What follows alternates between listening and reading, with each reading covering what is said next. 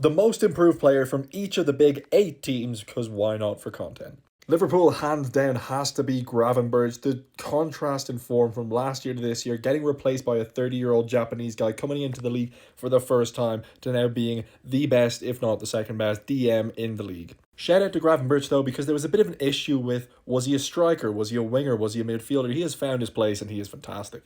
Most improved for Arsenal, I'm tempted by Kiwior, but Gabriel has put himself into the top 2-3 centre backs in the world this year, has definitely outshone Saliba, but Saliba's still great. With Man City, it's a difficult one with everyone having a down year, really, but I was tempted by Doku, who seems to be adding a bit more end product to his game instead of just pace. But I'm going to go with Mateus Nunes, a guy who seemed like a waste of money, over 50 million euros, couldn't get into the side, has now moved into right back and has done fantastically well ever since Kyle Walker's left.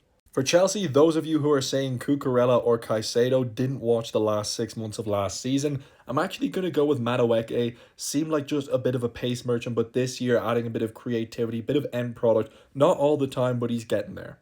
Was tempted by Jackson because he just is an all-round threat now, but still misses big chances. Huge down year for Tottenham, so I'm going to go with Brennan Johnson. Has finally added goals and creativity to his game. A real threat off that right wing. Definitely could play in striker if he needed to, I think. But yeah, decent season. Manchester United, tempted by Harry Maguire, kind of finding his feet again, bit more confidence, but I'm going to go with the obvious candidate, Amad Diallo. Was on loan last season, didn't really seem like he was going to get into the United squad, getting to 23 years old, has now just broke out, unfortunate with his injury. With Newcastle, you could definitely say Jacob Murphy, Harvey Barnes. With Jacob Murphy, I think it's a bit more of a purple patch, so I'm going with Lewis Hall. Has become one of the best left backs in the league and definitely is the future for England left backs. And with Villa, it is hands down Yuri Tielemans. Last season, whenever he came in, wasn't quite getting the game time that he needed. Seemed a bit sluggish, kind of getting outpaced and outmuscled in that midfield.